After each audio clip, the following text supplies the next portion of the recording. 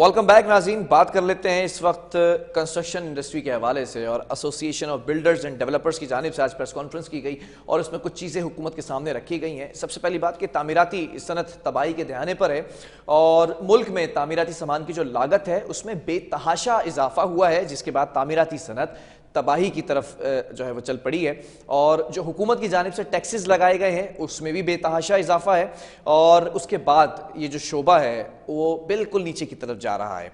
या अगर फिर मैं बात कर लूँ बड़ा प्रिसाइज होकर, जो तामीरात में इस्तेमाल होने वाला सरिया है, बजरी है और सीमेंट वगैरह की जो कीमतें हैं वो आसमान को छू चुकी हैं। इसी तरह सरिये के हवाले से भी कहा गया कि इसकी जो इंटरनेशनल मार्केट के अंदर प्राइस है वो कम है फी टन के हवाले से, और पाकिस्तान के अंदर इसके प्राइस आसमानों को छू रहे थे। फिर बायकॉट किया गया आबाद की जानिब से, तो वो प्राइस खुद ब खुद नीचे आए हैं। तो ऐसा लगता है कि मन माने इजाफे किए गए हैं। फिर रेगुलेटरी ड्यूटी की बात की जाए या फिर एडिशनल जो रेगुलेटरी ड्यूटी है उसके खात्मे का भी मुतालबा किया गया है। हमारे साथ इस वक्त सरपरस्त आला association of builders and developers Mohsin Shekhani on call मौजूद हैं। मोहसिन साहब, बहुत शुक्रिया प्रोग्राम के लिए आपने वक्त दिया। जानना चाहूँगा सबसे पहले, ये खबर कल ही आ चुकी थी कि इस तरह के मसाइल जो है वो पैदा हो चुके हैं और अब प्रेस कॉन्फ्रेंस की तरफ जा रहे हैं। अब आज प्रेस कॉन्फ्रेंस की गई, तहफ्फुज़ात जानना चाहूंगा सबसे पहले जो हुकूमत के सामने रखे हैं आप लोगों ने।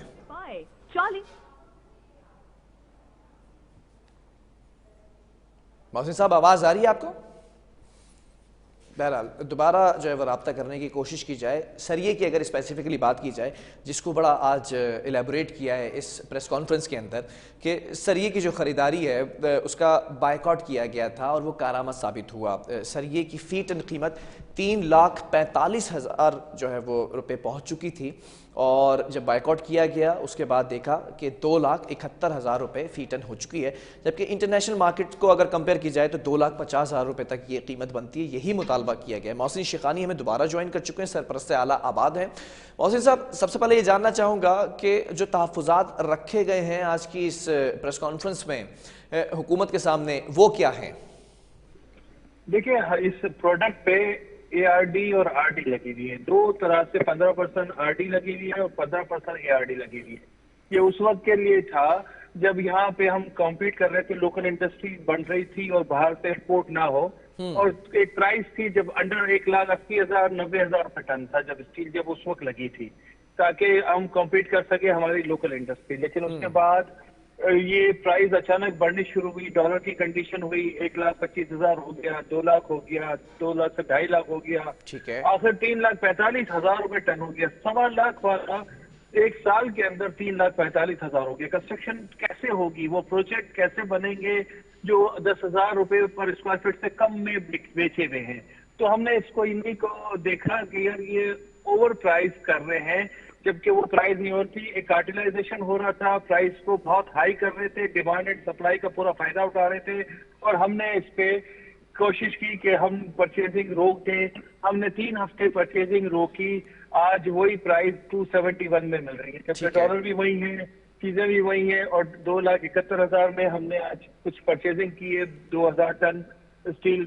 और हमने अब फैसला किया है कि आबाद बल्क परचेज करेगा और अपने मेंबर को देगा, इसलिए इंडिविजुअल जब लेते होते हैं तो कंपटीशन और चीजें होती है, तो मैं समझता हूँ कि उससे फायदा उठाया जाता है। तो आबाद ने अपने मेंबर्स से सबसे कहा है कि जो भी आपकी रिक्वायरमेंट है आबाद को आप साइन कर दे, आबाद खुद आपके लिए परचेज करेगा और आबाद खुद बार्गेन भी करेगा, इंटरनेशनल प्राइस को भी देखेगा, रॉ मटेरियल की जो कॉस्ट है, ड्यूटीज है, जो कन्वर्जन कॉस्ट है, जो बनने की कॉस्ट आती है, उन सबको करके कोई एक नॉमिनल प्रॉफिट भी होना चाहिए, वो भी देखेगा, उसके बाद वो बाई करेगा। तो आज अगर नॉमिनल प्रॉफिट के साथ ये देते हैं तो 2.5 लाख रुपए में इनको देना चाहिए। लेकिन फिर भी हमने 270 में इसलिए प्रोजेक्ट शुरू किया कि रमजान के महीने अगर प्रोजेक्ट बंद हो जाएंगे तो मेन पावर सारा मिसिंग होगी, लोगों को रोजगार नहीं होगा, लाइट इंडस्ट्री डिस्टर्ब होगी। तो 2 महीने के लिए हमने दोबारा, जब 270 पे 271 पे आ गया है तो हमने दोबारा एक्टिविटी शुरू की है।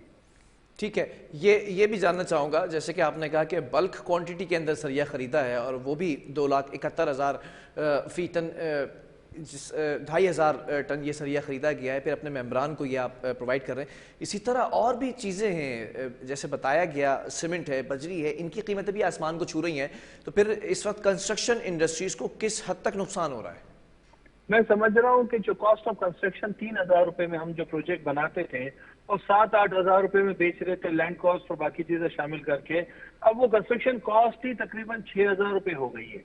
अब 3,000 वाली चीज डबल हो गई है, तो जो कम प्राइस वाले जो 8,000-9,000 रुपए में बाल बिका हुआ है वो बनना मुश्किल हो गया है। तो हमें इंटरवीन करना पड़ेगा, आबाद इंटरवीन करना है, हमारी गवर्नमेंट से भी, प्रोविंशियल गवर्नमेंट से भी ये कोशिश होगी वो भी इंटरवीन करे, फेडरल गवर्नमेंट भी इंटरवीन करे, अथॉरिटीज भी बैठे, डेवलपर भी और पब्लिक का हम ये देखें कि ये प्रोजेक्ट सारे बन जाए। अल्लाह ना करे ये प्रोजेक्ट ना बन सके और ये बहुत बड़ा स्कैम हो जाएगा, फिर लोग भाग जाएंगे, फिर लोग खड़े नहीं रह सकेंगे।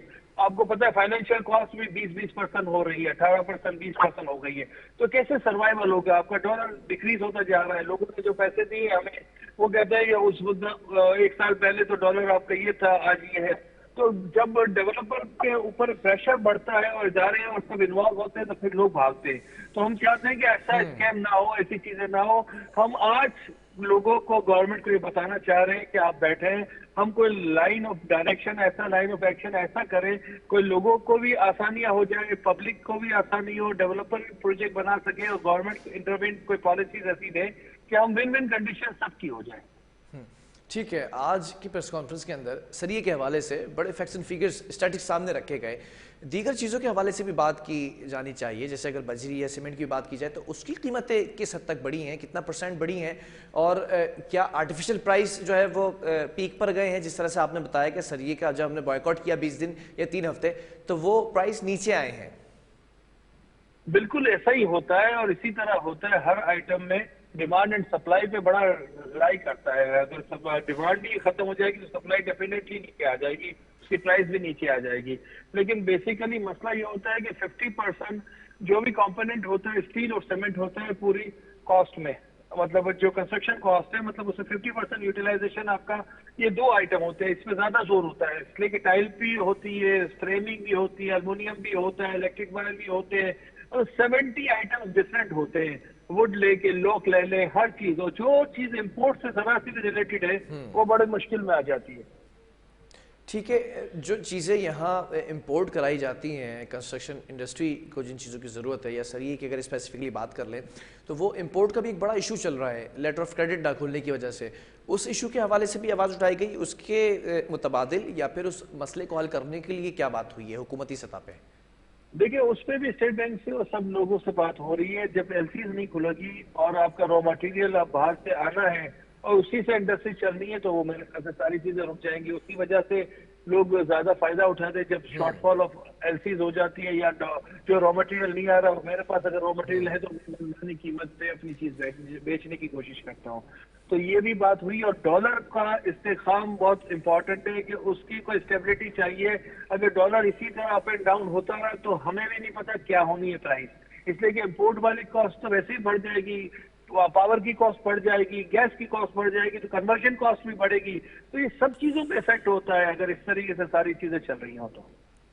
ठीक है, जिस तरह से आज की प्रेस कॉन्फ्रेंस में कहा गया, मैं ज़रा जानना चाहूँगा कि डॉलर के जो प्राइस बढ़े हैं या फिर इस वक्त हुकूमती मौशी पॉलिसीज़ हैं या मुसलसल बढ़ती हुई जो महंगाई है उससे तामीराती लागत भी उसमें भी इजाफा हुआ है, तो कितने प्रोजेक्ट्स हैं जो आप यहाँ पर बता सकते हैं फिगर्स के वो इस वक्त बंद हो चुके हैं?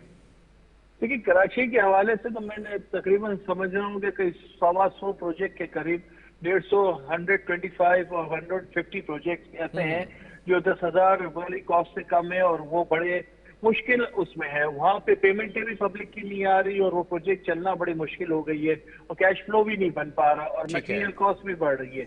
और बाकी जो 150 प्रोजेक्ट हैं वो हाई प्राइस वाले हैं, 20,000, 22,000, 25,000, वो कम से कम सर्वाइव कर जाते हैं, उनको इतना इफेक्ट नहीं पड़ता, इसलिए कि कॉस्ट ऑफ कंस्ट्रक्शन 3,000 से 6,000 होती है, तो वो कहीं ना कहीं सर्वाइव कर जाते हैं। उनके पास अपने कुछ यूनिट होते हैं तो वो सर्वाइव कर जाते हैं। लेकिन जब कॉस्ट ऑफ कंस्ट्रक्शन छोटी वाली जो सेल वैल्यू है, लो कास्ट हाउसिंग या मिडिल लो हाउसिंग, उसको बहुत ज्यादा इफेक्ट हो रहा है। ठीक है, कॉस्ट ऑफ कंस्ट्रक्शन बढ़ने की आपने बात की, ये जो बर्डन है ये कॉस्ट कौन बेयर करेगा? ये जो लोग खरीद रहे हैं, खासतौर पर अगर प्रोजेक्ट की बात की जाए जिसमें फ्लैट्स बन रहे हैं, जो बुकिंग करा रहे हैं, तो क्या ये उनके ऊपर बर्डन होगा? मैं इसीलिए आपको कहा कि जब गवर्नमेंट इंटरवीन करेगी तो कुछ ड्यूटीज ऐसी हैं जिसमें वो कमी कर सकती है। ठीक है।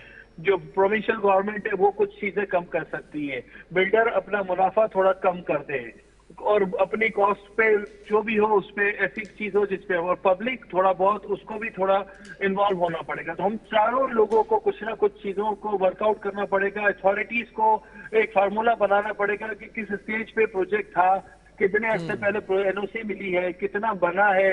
कोई 2 साल पुराना प्रोजेक्ट है, साल पुराना है तो बिल्कुल ठीक है, अगर 10-10 साल पुराने कोई प्रोजेक्ट नहीं बने तो उनको कोई एडवांटेज नहीं होना चाहिए। तो ये सारी चीजें वेरी करती है प्रोजेक्ट टू प्रोजेक्ट, उसको हमें बैठ के अथॉरिटी के साथ फाइनलाइज करना पड़ेगा। ठीक है, चलें, बहुत शुक्रिया। मोहसिन शेखानी हमारे साथ मौजूद थे, सरपरस्त आला हैं association of builders and developers के। ये इस वक्त कह चुके हैं आज की प्रेस कॉन्फ्रेंस के अंदर, और आपने खुद भी सुना कि उन्होंने क्या कहा कि हुकूमत को वाजे करना पड़ेगी जो कंस्ट्रक्शन दोस्त पॉलिसीज़ हैं उनका इजरा इस वक्त इंतहाई ज़रूरी है, क्योंकि सैकड़ों लोग, हज़ारों लोग जो है वो, या फिर लाखों लोग कहूँ तो गलत ना होगा, इस इंडस्ट्री से, इस कंस्ट्रक्शन इंडस्ट्री से जुड़े हुए हैं। बहरहाल वक्फे की तरफ जाएंगे, उसके बाद बात करेंगे गैर लाइसेंस शुदा कर्जा देने वाली जो एप्लीकेशंस हैं उसको प्ले स्टोर से हटाने पर इत्तेफाक कर लिया गया है, एक वक्फे के बाद।